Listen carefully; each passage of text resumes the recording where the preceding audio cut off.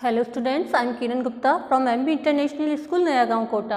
अब हम संचयन पुस्तक के अंतर्गत पाठ 1 हरियर काका के भाग 3 का अध्ययन करेंगे। हरियर काका के तीनों भाई जब अपने साथ अपने भाई को बचाने के लिए पुलिस के जवानों को लेकर आ गए तो पुलिस के इंचार्ज ठाकुरबाड़ी के बाहर खड़े होकर ठाकुरबाड़ी के साधु संतों को आत्मसमर्पण करने के लिए बार बार आवाज़ें लगा रहे थे। इसके साथ ही साथ पुलिस वर्ग की ओर से हवाई फायर भी किए जा रहे थे, लेकिन ठाकुरबाड़ी की ओर से कोई जवाब नहीं आ रहा था। सुबह तड़के एक वृद्ध साधु ने ठाकुरबाड़ी का फाटक खोल दिया। जब रात भर निकल गई लेकिन कुछ नहीं हुआ। सुबह सुबह अचानक से एक वृद्ध साधु ने ठाकुरबाड़ी का फाटक खोला। उस साधु की उम्र 80 वर्ष से अधिक की होगी। उसकी उम्र यहाँ पर 80 वर्ष बताई गई है, अर्थात वह बहुत ही वृद्ध था। वह लाठी के सहारे कांपते हुए खड़ा था। पुलिस इंचार्ज ने उस वृद्ध साधु के पास पहुंचकर हरियर काका तथा ठाकुरबाड़ी के महंत पुजारी एवं अन्य साधुओं के बारे में पूछा। एक बार नहीं, बार बार पूछा, परंतु उस वृद्ध साधु ने बार बार यही उत्तर दिया कि उसे कुछ नहीं पता। पुलिस के इंचार्ज को गुस्सा तो बहुत आया। अगर उस वृद्ध साधु की जगह कोई और जवान व्यक्ति होता तो वो उसके साथ सख्ती से कार्रवाई करते, परंतु उसकी अवस्था, उसकी उम्र को देखकर पुलिस के इंचार्ज ने ऐसा नहीं किया। पुलिस इंचार्ज के नेतृत्व में पुलिस के जवान ठाकुरबाड़ी की तलाशी लेने लगे, लेकिन न तो ठाकुरबाड़ी के नीचे के कमरों में ही कोई पाया गया और न ही छत के कमरों में पाया गया। उन्होंने खूब छानबीन की। हरियर काका के भाई चिंता, परेशानी और दुखद आश्चर्य से घिर गए थे। उन्हें आश्चर्य इस बात का था कि आखिर उनके भाई जब ठाकुरबाड़ी में नहीं है तो वो कहाँ गए, उनके साथ क्या हुआ। ठाकुरबाड़ी के जो कमरे खुले थे उनकी तलाशी पहले ली जा चुकी थी। बाद में जिन कमरों की चिटकनियां बंद थी उन्हें भी खोलकर देखा गया था। एक कमरे के बाहर बड़ा सा ताला लगा था। पुलिस के इंचार्ज ने और बाकी लोग ठाकुरबाड़ी के सारे कमरों को खोलकर देख चुके थे, लेकिन वहां उन्हें कुछ भी नहीं मिला। एक कमरा था जिस पर एक बड़ा सा ताला लगा हुआ था। जब पुलिस के इंचार्ज ने उस वृद्ध साधु से पूछा कि इस कमरे में क्या है, तो उस वृद्ध साधु ने उत्तर दिया कि इस कमरे में अनाज भरा हुआ है। पुलिस इंचार्ज अभी ये सोच ही रहे थे कि हम इस कमरे को भी खोलकर देखें या नहीं देखें, क्योंकि जब बाकी कमरों में कुछ नहीं मिला तो हो सकता है इस कमरे में भी कुछ ना हो। वो यही विचार कर रहे थे कि अचानक उस कमरे के दरवाजे को भीतर से किसी ने धक्का देना शुरू किया। पुलिस के जवान सावधान हो गए जब उन्होंने यह आवाज़ सुनी। ताला तोड़कर कमरे का दरवाजा खोला गया। कमरे के भीतर हरियर काका जिस स्थिति में मिले उसे देखकर उनके भाइयों का खून खोल उठा। वह अत्यधिक क्रोधित हो गए। उस वक्त अगर महंत पुजारी या अन्य नौजवान साधु उन्हें नजर आ जाते तो वे जीते जी उन्हें नहीं छोड़ते। देखिए, इस दृश्य के अंदर बताया गया है कि किस तरह हरिहर काका यहाँ पर बंधे पड़े हैं और बाहर पुलिस के इंचार्ज अन्य लोगों के साथ उन्हें छुड़ाने के लिए आए हैं। हरियर काका के हाथ और पांव तो बांध ही दिए गए थे, उनके मुंह में कपड़ा ठूसकर बांध दिया गया था। मुंह में कपड़ा ठूस दिया गया था ताकि वह कुछ बोल ना सके, चिल्ला ना सके। हरियर काका जमीन पर लुढ़कते हुए दरवाजे तक किसी तरह से आए थे और पैर से दरवाजे पर धक्का लगाया था। काका को बंधन मुक्त किया गया। मुंह से कपड़े निकाले गए। हरियर काका ने ठाकुरबाड़ी के महंत, पुजारी और साधुओं की काली करतूतों का पर्दाफाश करना शुरू किया कि वो साधु नहीं, डाकू, हत्यारे और कसाई है। यह वास्तविकता उन्होंने बताई कि ठाकुरबाड़ी में जो साधु है, संत है, महंत है, पुजारी है, वह धर्म के नाम पर किस प्रकार का ढोंग कर रहे हैं, किस प्रकार लोगों के विश्वास से खेल रहे हैं। वह साधु संत नहीं अपितु डाकू, हत्यारे और कसाई है। ये इस पाठ में बताया गया है। उन्होंने कहा कि उन्हें इस रूप में कमरे में बंद कर गुप्त दरवाजे से वे लोग भाग गए हैं। उन्होंने कई सादे और लिखे हुए कागजों पर जबरन अर्थात जबरदस्ती उनके अंगूठे के निशान लिए। हरियर काका ने देर तक अपने बयान दर्ज कराए। पुलिस के सामने उन्होंने बहुत देर तक ठाकुरबाड़ी के साधु संतों के विरुद्ध अपने बयान दर्ज कराए। कई तरह की बातें उन्होंने बोली। अब हरियर काका पुनः अपने भाइयों के परिवार के साथ रहने लगे थे। पुनः वह अपने भाइयों के परिवार में आ गए, उनके साथ रहने लगे। इस बार उन्हें दालान पर नहीं, घर के अंदर रखा गया था।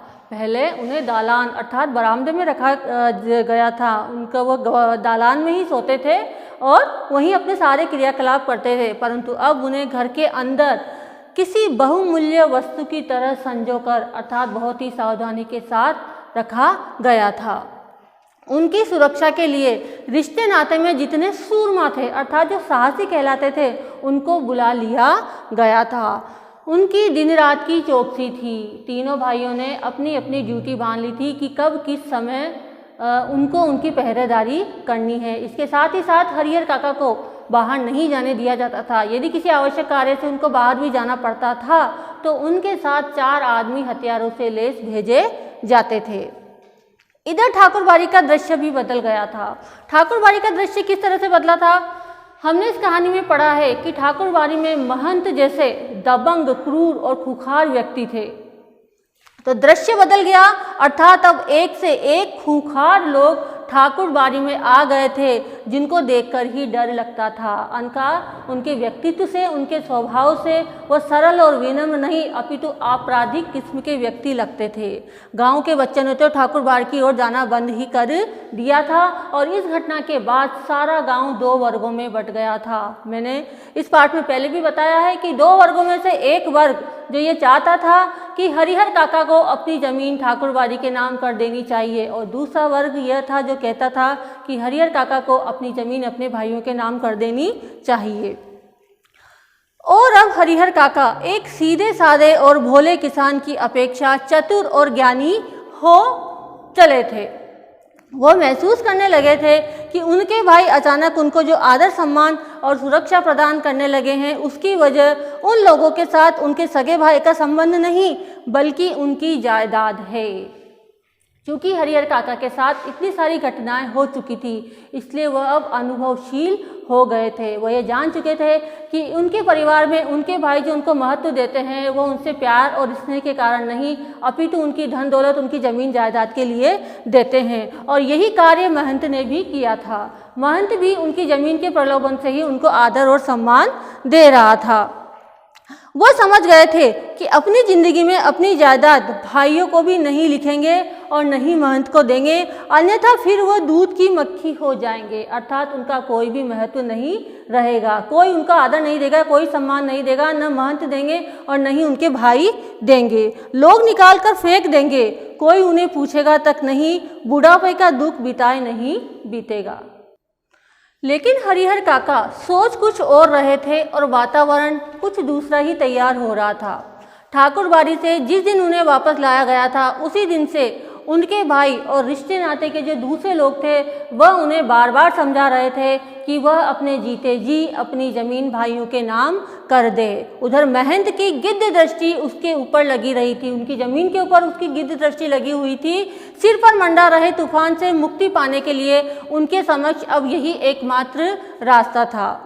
सुबह, दोपहर, शाम, रात गए तक यही चर्चा अर्थात गांव में सभी लोगों में, चाहे सुबह का समय हो, चाहे दोपहर का समय हो, चाहे शाम का समय हो, केवल एक यही बात चर्चा का विषय बनी रहती थी कि हरिहर काका अपनी ज़मीन किसके नाम करेंगे।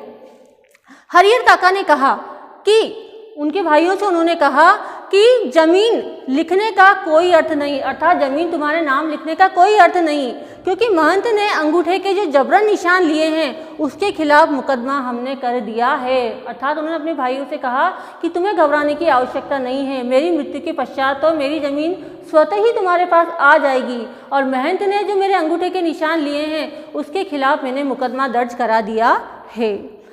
भाई जब समझाते समझाते हार गए तब उन्होंने डांटना और दबाव देना शुरू किया।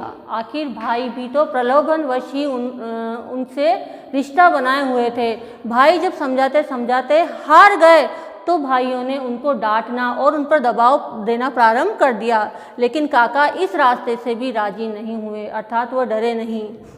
उन्होंने स्पष्ट कह दिया कि अपनी ज़िंदगी में वह नहीं लिखेंगे अर्थात अपने जीते जी वह अपनी ज़मीन उनके नाम नहीं लिखेंगे। बस एक रात उनके भाइयों ने वही रूप धारण कर लिया जो रूप महंत और उनके सहयोगियों ने धारण किया था। कहानी में बताया गया है कि जो घटना महंत के द्वारा उनके साथ घटित हुई थी वही घटना अब उनके भाइयों के द्वारा घटित होने जा रही थी।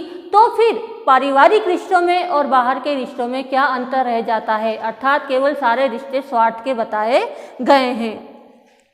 जिन भाइयों को वो अपना अभिन्न समझते थे, अर्थात अपना मित्र समझते थे, अपने से अलग नहीं समझते थे, वह उनकी नींद ही सोते और जागते थे, हथियार लेकर उनके सामने खड़े थे। उनके भाई आज हथियार लेकर उनके सामने खड़े हुए थे।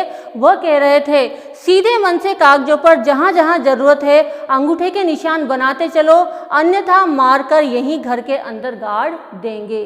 तीनों के तीनों भाइयों का यह वाक्य सुनकर हरिहर काका कांप गए थे।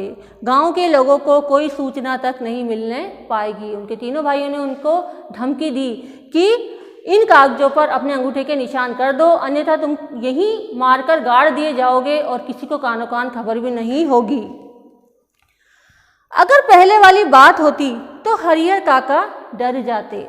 अज्ञान की स्थिति में ही मनुष्य मृत्यु से डरते हैं। ज्ञान होने के बाद तो आदमी आवश्यकता पड़ने पर मृत्यु को वरण करने के लिए भी तैयार हो जाता है। लेखक ने इन पंक्तियों में स्पष्ट किया है कि कोई भी मनुष्य तब तक डरता है, उसके अंदर भय तब तक व्याप्त रहता है जब तक वह यथार्थ की स्थिति से परिचित नहीं होता। और चूंकि यहाँ पर हरिहर काका एक बार पहले वाली घटना अर्थात महंत के साथ जो उनकी घटना घटित हुई थी वो भोग चुके थे, तो उनके भाई जो यहाँ पर दोबारा उसी घटना को दोहरा रहे थे, अब वो उससे भयभीत नहीं हो रहे थे। उन्होंने अपने मन में निश्चय कर लिया था कि चाहे मैं मर जाऊँ, मेरी मृत्यु हो जाए, परंतु मैं जीते जी अपनी ज़मीन भाइयों के नाम नहीं करूँगा, क्योंकि उनको वह नहीं चाहते थे कि उनके गाँव में जो रमेश सर की विधवा के साथ हुआ था वह उनके साथ भी हो। रमेश सर की विधवा की तरह शेष जिंदगी में वे घुट घुट कर मरे, यह ठीक नहीं होगा। रमेश सर की विधवा को बहला फुसलाकर उससे हिस्से की जमीन रमेश सर के भाइयों ने लिखवा ली थी। रमेश सर की पति की जब मृत्यु हो गई तो उसके भाइयों ने बहला फुसलाकर जो बाकी की ज़मीन थी वो अपने नाम कर ली थी। और उसके बाद शुरू में तो उन्होंने रमेश सर की विधवा का बहुत मान सम्मान किया, बहुत आदर किया, परंतु बाद में जो उसकी दुर्गति हुई कि उसको कोई भी देखने वाला नहीं था, तो ऐसा हरिहर काका अपने साथ नहीं चाहते थे। हरिहर काका गुस्से में खड़े हो गए और गरजते हुए कहा, मैं अकेला हूँ, तुम सब इतने हो, ठीक है, मुझे मार दो, मैं मर जाऊंगा, लेकिन जीते जी एक दूर जमीन भी अर्थात एक ढेला जमीन भी तुम्हें नहीं लिखूंगा।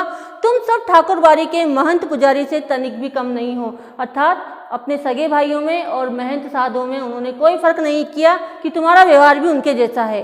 देखते हैं कैसे नहीं लिखोगे। भाइयों ने कहा, हम भी देखते हैं कि तुम कैसे नहीं लिखोगे, लिखना तो तुम्हें है ही, चाहे हंस के लिखो चाहे रो के।